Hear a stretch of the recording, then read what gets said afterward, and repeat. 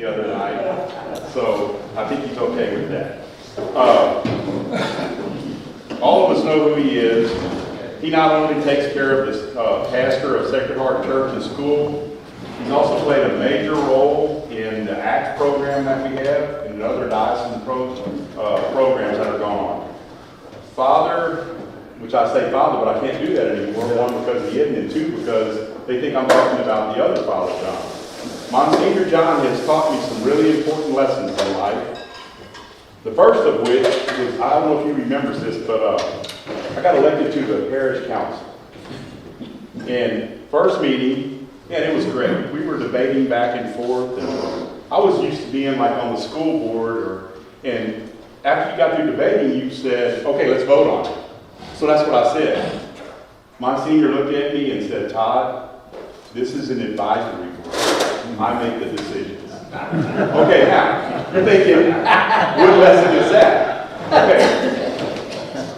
If you look at it, mankind, we use elections to get things done. You can see how we screwed that up in the United States. And when we get to heaven, it's not going to be a council doing it. There's going to be someone, God, who is going to take care of it, lead us, provide for us. That's what our priests do, and that's what Father John has done for us for a lot of years. The second lesson that he taught me, and you probably remember this, but about 25 years ago, we had a chance to go see a Passion play. And several weeks after the play, I heard that the Ministerial Alliance was going to meet in order to start or continue the Festival of Lights. And after we saw that Christmas play on that pageant, I thought, you know what, that would be a really good idea if we could put that in at the festival. So I showed up at their meeting, and this was the Ministerial Alliance, and told them about what I had seen and how I thought it would be good for our community. And they started discussing it, and it sounded good. And I felt really good about myself, like I was beating my chest. That was a really good idea. And I started walking out, and then I heard a voice. Hey, Todd, we love it. Now get it done. So, the lesson I learned there, a lot of times when we're praying or just in that moment of silence, these great ideals come upon us. And sometimes I think that we think those ideals are for other people to do. When we get these spiritual moments, when we have this stuff going, that's not share the ideal, it's get it done. God gives us tasks, and Msgr, I want to just thank you very much for looking past my faults and making that statement and get it done. So, with nothing else to say besides that, other than I humbly have the pleasure of introducing Msgr. John Peters.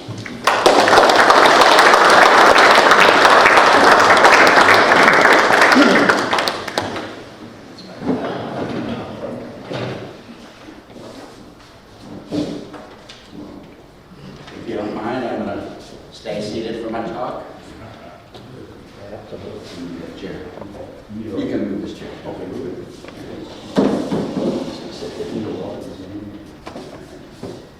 Thank you, Todd. And he is still doing the Christmas pageant after all those years. We'll get you back in there this next year. The next thing is we need to talk about your becoming a deacon.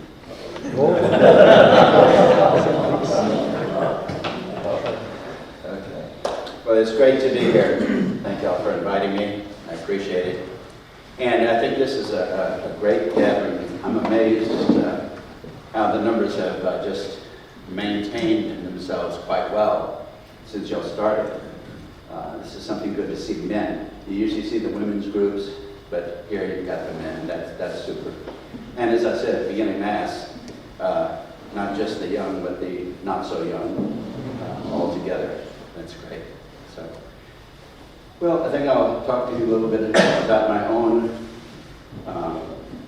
journey and the church, how it's evolved over the years since I was a kid to today. So, as he mentioned, my name is Msgr. John Peters. I am originally from Weimar, Texas. I'm an only child. And I always tell people the reason for that is because when I was born, my parents looked at me and said, "We can't do any better than this."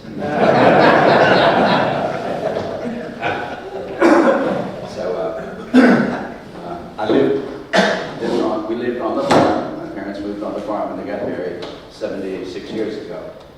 And I still have the farm today. And that's where I'm going to go retire, is at that farm and in that house that I grew up in.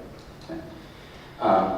So as a little kid, I remember we always went to church every Sunday morning at 6 o'clock Mass. In those days, we had the 6 o'clock Mass every Sunday. And we would always be the second ones there. My grandmother and my aunt and uncle were always the first. And so the church was still locked and dark, so we sat and visited until Msgr Drost opened the church and we went in. And all through those years, I always watched the priest, and it really made an impact on me in watching Msgr Drost and then the other priests that we had along the way. So I would always be very faithful about it. And then when I could serve, when I was able to serve at that age, I always watched to see, even if I wasn't scheduled, I'd watch to see who was going to show up so I could get back there and serve. So I always had that inkling of serving. And in those days, everything was still in Latin when I was growing up. So to be an altar server, you had to learn your prayers in Latin and then take a test. And so it wasn't the easiest thing. But in those days, we had Latin, and the priest had his back to the people. We had the communion rails. It was a different church than we know now. But that's the way I grew up. And as I went through grade school, I went to St. Michael's School in Weimar. And as I went through grade school, the nuns, we had nuns in those days in the classrooms, and every year the sisters would ask, how many of you boys would like to be priests? Well, of course, all the boys raised their hands. How many girls want to be sisters? All the girls want to be sisters. That was in the first and second grade. As we went up the ladder, the numbers got fewer. By the way, we started off with 50 in our first grade class. 50 in one class. And we graduated 48 in the 8th grade. Anyway, by the time we got to the 8th grade, there were 3 of us boys that wanted to go to the seminary, and 2 of the girls wanted to go to the convent. So we did. The other 2 and myself went to St. John Seminary in San Antonio, and the 2 girls went to Victoria, to the Incarnate Word Blessed Sacrament Sisters. I had never really been away from home before that. I'd been to Houston a couple of times just to visit great aunts and uncles, but nothing further than that, and never to stay away from home from my parents. So when we went there as freshmen in high school, it was pretty difficult going all the way to San Antonio, being that far away from home and not seeing your parents for a month. And then we could see them one weekend, one Sunday a month. They could come to San Antonio to see us, and we could go out to the park or wherever to go eat, and then they'd go back home. And then during the summer, we could be at home during the summer and also for the holidays. We really couldn't use the phone unless there was really an extremely important reason for it. And of course, the dialing. It wasn't cell phones or anything. Okay. And so we spent the first 4 years of our life in the seminary at St. John's Seminary. We went through 9th grade through 12th grade, and then we moved on. The 3 of us boys, we moved on to Assumption Seminary, which was the major seminary. That's where we began our college career. So we went across town in San Antonio and started there. Now, going back a little bit, when we were at St. John's in high school, that's when the changes started occurring. Latin started getting less predominant, And the readings, everything was changing, the music was changing, and it changed to where we had the guitar music at that time during high school that developed there at St. John's. And so our class, in our senior year, we decided to go to Weimar and to sing a mass, a guitar mass. And so Father said, yes, come on over. So we took the bus and we sang all the way there practicing. And our parents, of the three of us, hosted us. And we had that mass, and we had a tremendous reception for that guitar mass. And we take the credit for kind of beginning that in our area. But anyway, so a lot changed then during our high school years. And then as we went into college, more changes came about. In high school, we wore jacket and tie. Once we got to college, we started going to St. Mary's University for our college. We lived at Assumption Seminary and went to St. Mary's University for the college part. And at the seminary, we wore cassocks. When we went to St. Mary's University, we wore a blazer and tie. And there was an religious order of priests there at the time we got there. But at that time, they changed, and those priests left, and we had diocesan priests who served in the diocese or locally, take over the seminary. And that was a big change. And then in 1968 was a bigger change. There was a lot happening in the church and in the world, and with Vietnam and all that. And the priests that were assigned there from the diocese kind of started doing their own thing, and the Archbishop did not approve, so he fired all of them and caused a big ruckus, and then replaced them with new priests, different priests there. And at that point, we lost, I don't know how many seminarians we lost. It was probably about 60 or 70 seminarians that we lost due to all of the stuff that was going on there. But a number of us stayed, and we were glad we did.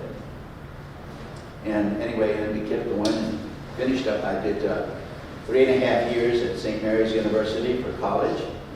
And then that summer I took some extra courses and wound up moving ahead to theology. So I gained a half a year, and then with the summer I gained another half. And so I moved up 1 year ahead of my other classmates and was ordained a year before they were. And it wasn't really planned that way, it just happened that way. And it wasn't that I was smarter than they were, it just so happened that the hours all gelled to cause me to move up. And so after I graduated from St. Mary's University, I went to theology at some theology at St. Mary's University and some theology in Our Lady School of Theology there in San Antonio. And during the summer, when we were in theology, we would go out and work during those summer months. So the first summer, I worked in San Antonio with a moving company, moving furniture. The second summer, I worked at Frederick Air Conditioning on the assembly line. And then the third and fourth summer, I worked for the Texas Highway Department as they were building the interstate between Columbus and Schulenburg. I worked in the lab on the interstate. So I did that for 2 years. So those were interesting times. And then during my last year, I did my deacon work before being ordained a priest at St. Mary Magdalene's in San Antonio. I lived in the parish, and I finished off my schooling at the same time. And so I did my work there. So that was my first parish really was St. Mary Magdalene's in San Antonio. And then it was time to be ordained. And in those days, we were ordained in our home parishes. Today it's in the cathedral. And before that it was in the cathedral, but during our time it was in our own parish. So I was ordained in 1974, April the 26th of 1974. That means I've now been a priest for 50 years. Just celebrated my 50th anniversary. And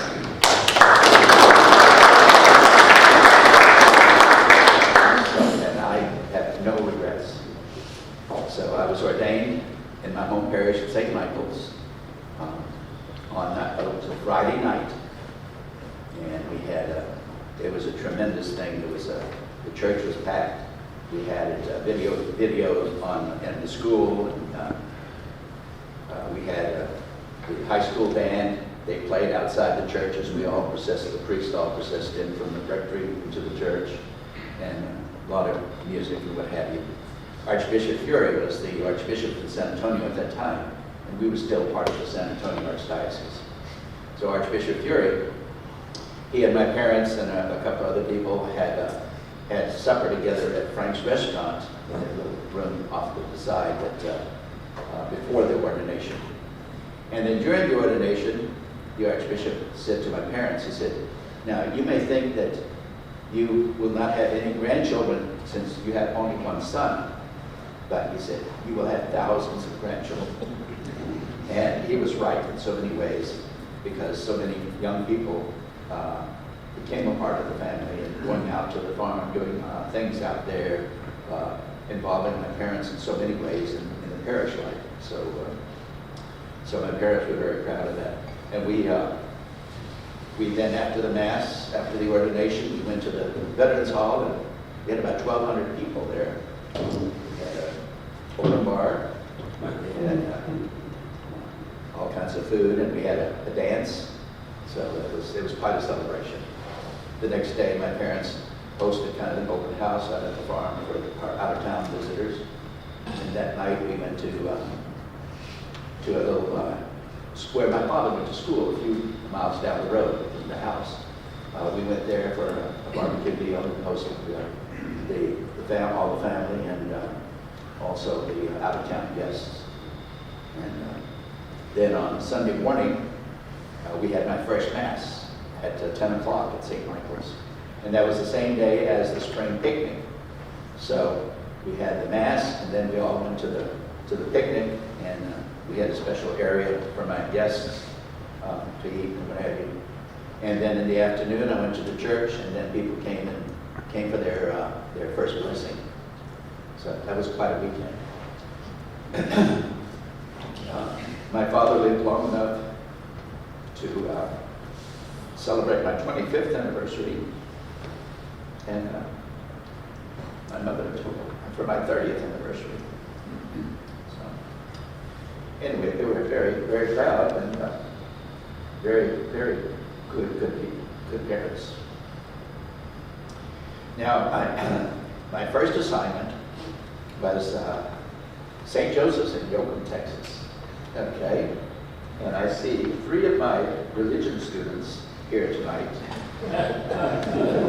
Rick and Red, and let's see who's the other one. Oh, David Yanachek. David Yanachek, yeah. Yeah, I was there. I remember you always altar boy for you. Okay. That was a long time ago. Yeah, that was my very first assignment. And I was a religion teacher. As the associate pastor, I was a religion teacher for 7th and 8th graders. And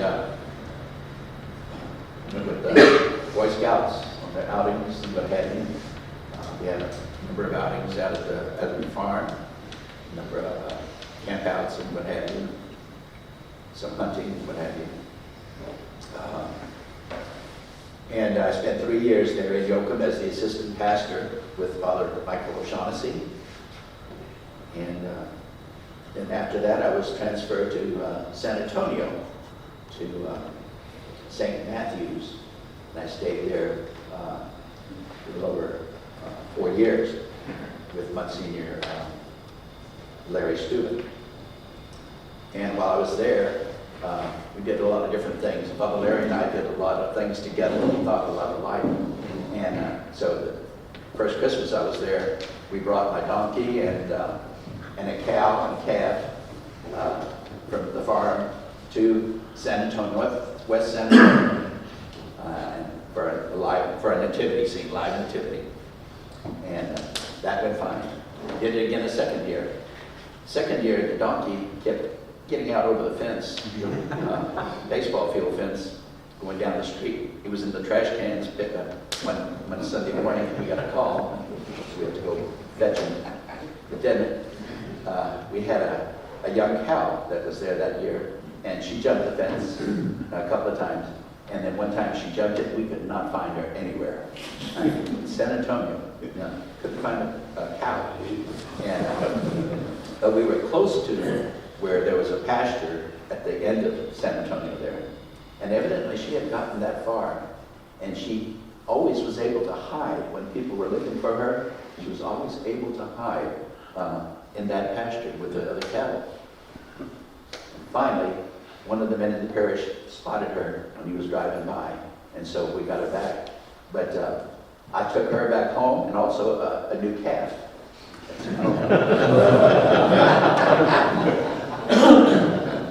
I didn't tell my father anything that it was lost. I just said we're going to keep her for a little longer until we got home. Then I told the story. But we did a lot of things, and we did the posadas, keeping the donkey, going from different homes and things like that. But there's a lot of good activity there. And then Father Scuban got moved to become the rector of the seminary. And so I stayed another 9 months at the parish with Father John Flynn. And then after those 9 months, I was transferred to St. Pius X over on the northeast side by Fort Hood. And I was there with Monsignor Manath for, I was just 9 months. And the parish in Yoakum, the pastor there was getting ready to retire. And so they put word out that they were looking for a new pastor. So, having been there before and being closer to home, I called the bishop and asked if it's a possibility if I could go back there for that reason. And lo and behold, I got transferred back to Yoakum. And there I was in Yoakum for another 3.5 years. And those were great years. I have great memories of Yoakum, both my first time and my second time there. And the church is very active there, in both times, very active. Have those great memories. And then from there, well, I got there like maybe 3 weeks after. 3 weeks after I got there, it was announced that Victoria was going to become a diocese. So the priests had their choice. They could stay where they were, and if they were in the Victoria Diocese part, they could stay there, or they could come back to San Antonio and trade with somebody else and go back to San Antonio. Well, there was no question about it. I was not going back to San Antonio, but I was going to stay in Victoria, so I did. And then at that point, I became not only the pastor, but then I became vocation director for the diocese, permanent diaconate director, youth director, and marriage encounter, a number of things along with being pastor. And it was a full-time position, but it was good. I enjoyed it all.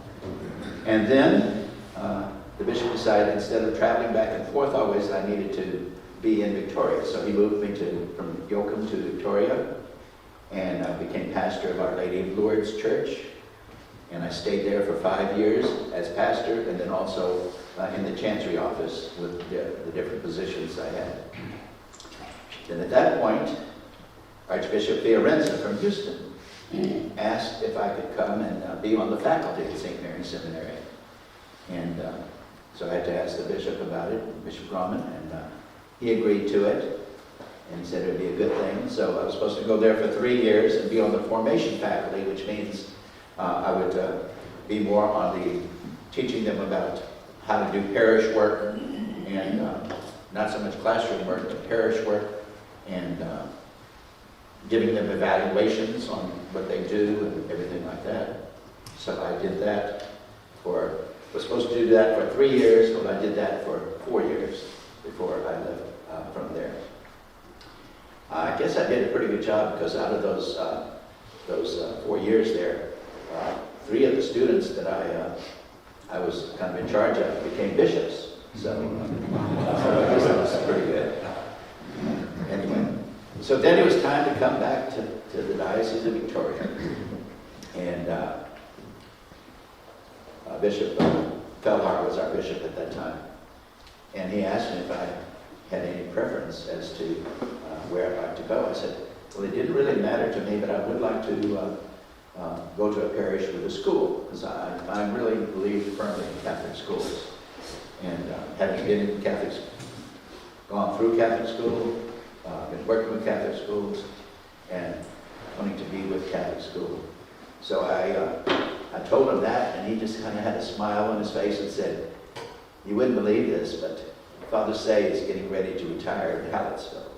And so it's open for you. And so I was assigned to Hallettsville, and Father Say retired to Victoria. And I've been in Hallettsville for 30 years. 30 years, that's a long time. I beat Father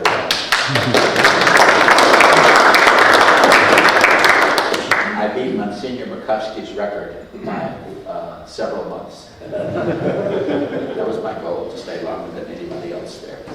So I did. And I'll be retiring at the end of September. So I'll be celebrating my 75th birthday, which I just had this past October. My 50th anniversary as a priest, 30 years in Hallettsville, and then also I have St. Mary's, which I'm pastor of, and then 23 years, which included Moravian St. John. So I've got the 4 parishes, but 30 in St. Mary, Sacred Heart St. Mary's, and 23 in Moravian St. John. And then my retirement as well. So I'm going to celebrate all those things in one celebration, September the 22nd. It's going to be at the KC Hall, and we're going to have Mass in the KC Hall. And we're going to have, I think I got 4 bishops coming, and then we're going to have a catered meal and a program and an afternoon of open house. And then I'll be tired and go out to the farm and rest. But in all of this time, you see where the church has changed from the beginning with Latin and that, the music, all of this while we were in the seminary. So it's not like we had just a smooth ride all the way. We had our ups and downs. And my class, and when we started high school, we started with 66. And so we had two classes. We had a 1A and a 1B. That's how many we had to start with, 66. When we got to the senior class, we wound up with 26. So we lost a lot along the way. But we wound up with 26. And out of those 26, 4 of us were ordained along the way. 4 of us were ordained. And we meet every 5 years. Those that were ordained from that class, we meet every 5 years. Still doing it. And we just had our 8th grade class reunion also. We do those every 5 years, from the 8th grade at St. Michael's. So 5 years of 8th grade at St. Michael's and 5 years of high school at St. John's. So we do keep in touch. And so many of those that maybe have left the seminary and did not get ordained have been very active in the church. They didn't give up the church, they just gave up not being able to go on with their seminary.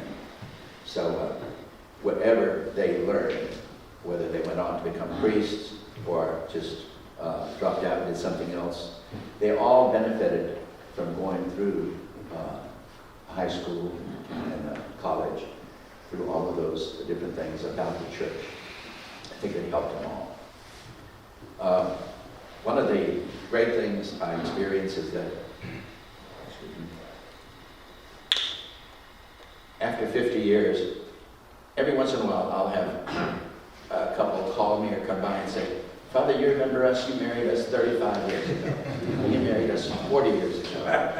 And I said, thank you so much. It's so good to hear that you're still together.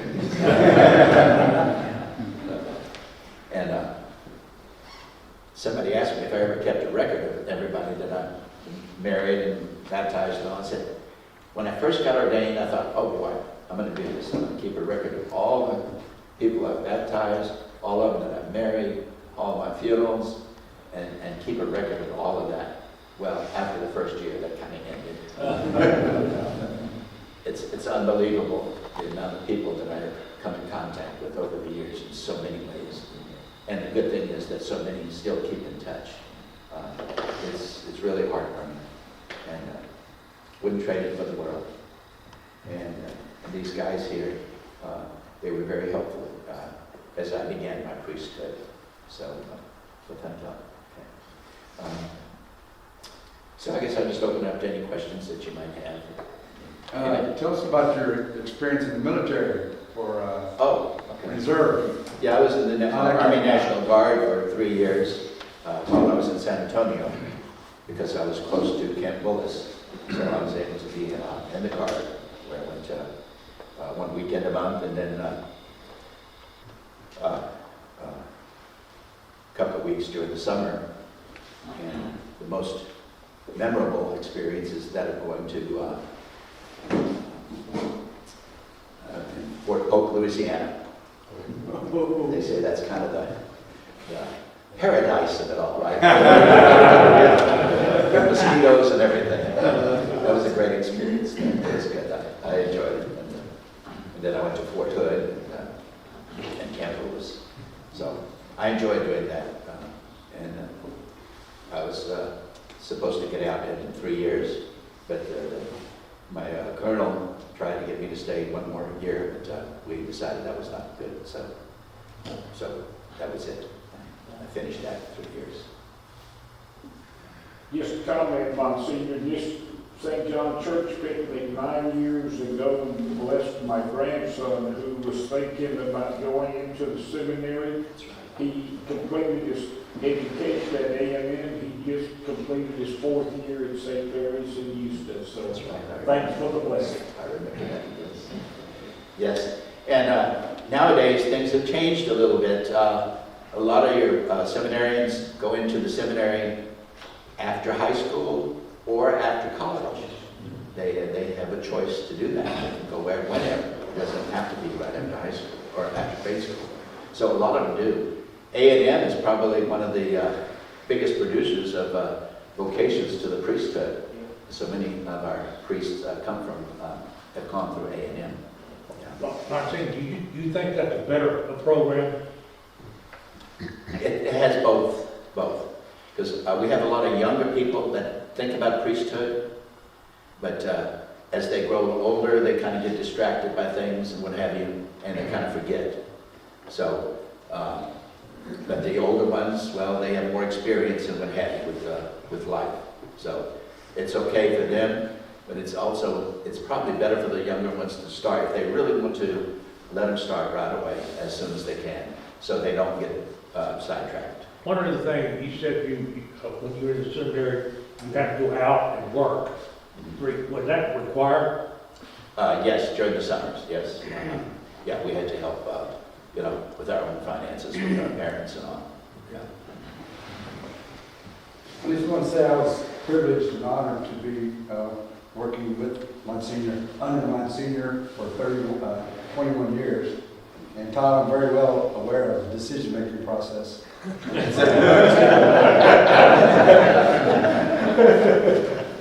it was a great honor, Monsignor. And there's two major things that I admire about Monsignor. One was, as he mentioned, he always wanted to go to a parish that has a school. And that's not always the case, especially these days. And so that's a very special. And he always was very thoughtful about. He has an exceptional gift of keeping peace and harmony in a small town that has a public school and a Catholic school. And that's not always the easiest thing in the world either. But he has done tremendous with that. So we have a tremendous And Todd will attest to that relationship with the public school. It's a lot because of Monsignor, because our community is predominantly Catholic community, in the town itself. So, thank you, Monsignor, for all the beautiful time we had together. A lot of good news, Monsignor. Thank you, David. Yes. Yeah, we spent a lot of time together. Yeah, my present principal now has been there 9 years. Yes. Our little person. A lot of longevity there. Yeah, one of the things in Vatican II was to get the parishioners more involved in the church. Have you seen any changes in that? And what do you think of it? Oh, yeah, definitely. And we can see that all around us, where the parishioners are much more involved. Just an example, the Acts retreat, things like that. Very much so. It's a good thing. It's a good thing. As long as there's not any competition between the lay people and the clergy. If they work together, it's great. It's really good. One thing is to start perpetual adoration has been a real blessing at Sacred Heart. We've done that for how many years already, Monsignor? Oh, gosh. I don't even remember. It's over 10, I know. Yes, 12, maybe 12 years. Yeah, I contribute a lot of what happens in Hallettsville to perpetual adoration. Really do. That's one of the best things that's happened.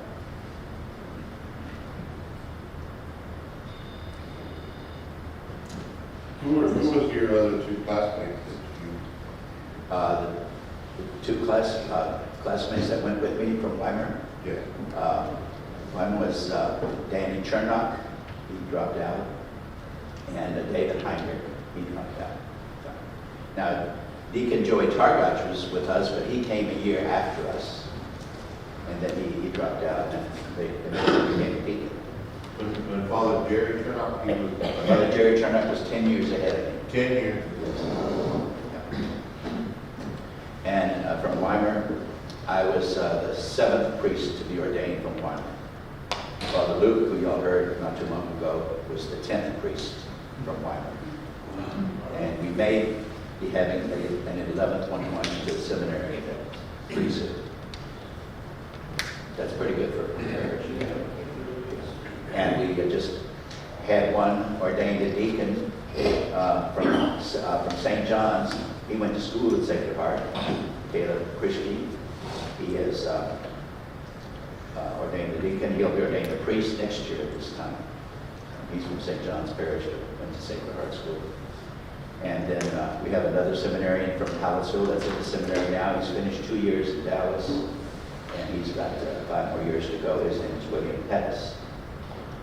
He's got 5 more years to go. So he's a real good guy. Went to Sacred Heart, graduated from Sacred Heart. You mentioned 2 bishops? No, 3. 3? Who are they?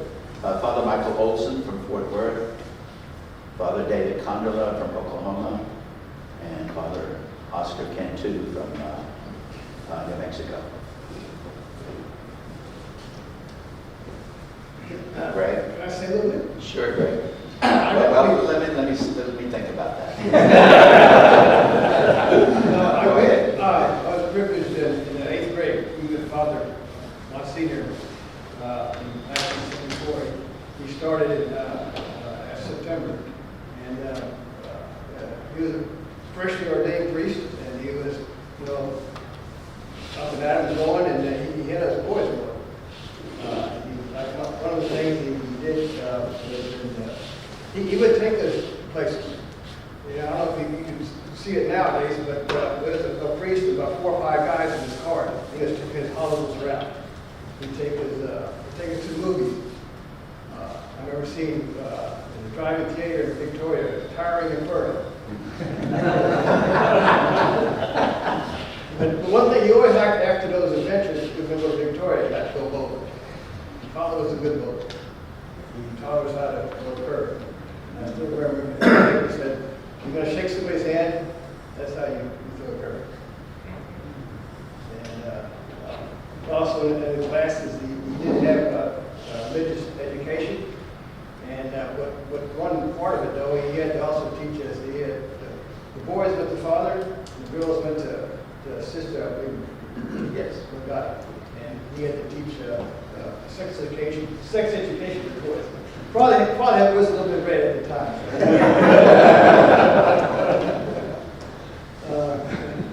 And I got to meet his mom and dad, and his Uncle Joe. Yeah. And I had lunch with them, and I stayed there, and even father, he had like a little farmhouse outside. He let some of us go to the go hunt. So we went out there several times.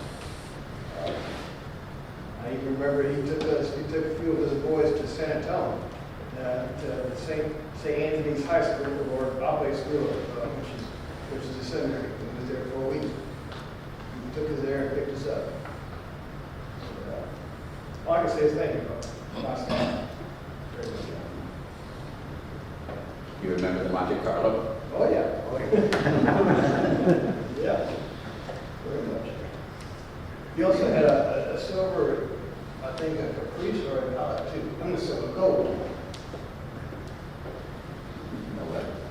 A gold and palo or a caprice. Yeah, that was later, yeah. Any other questions, guys?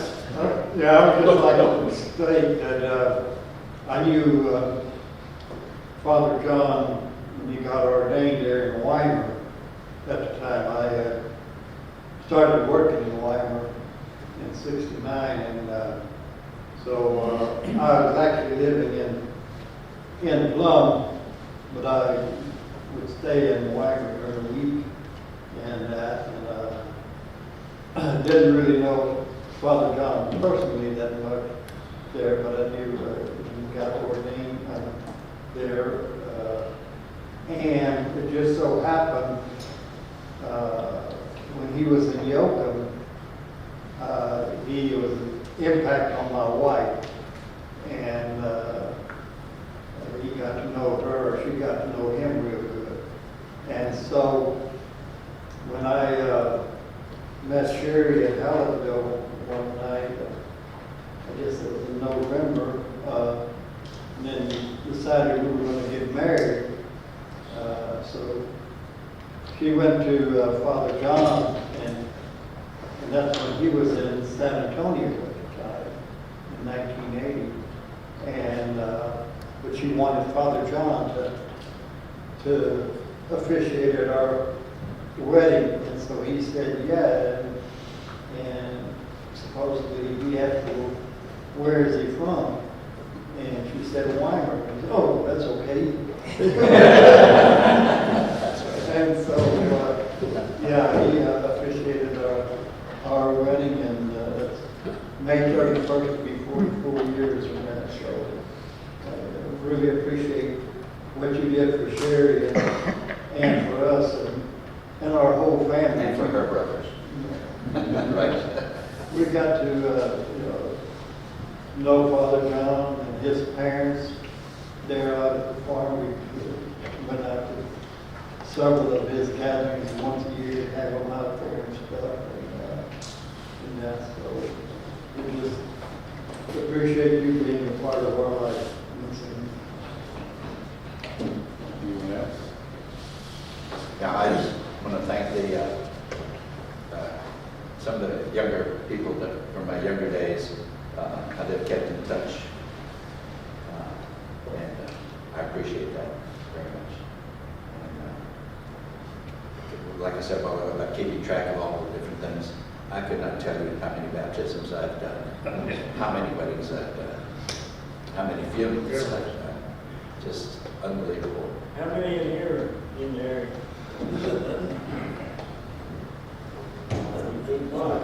Yeah. You might not know how many you did, but you impacted all of them, I'm sure. Well, the important thing is I get those calls or see them say, hey, we're still married after so many years. That's great. Yeah. We have one more question back here.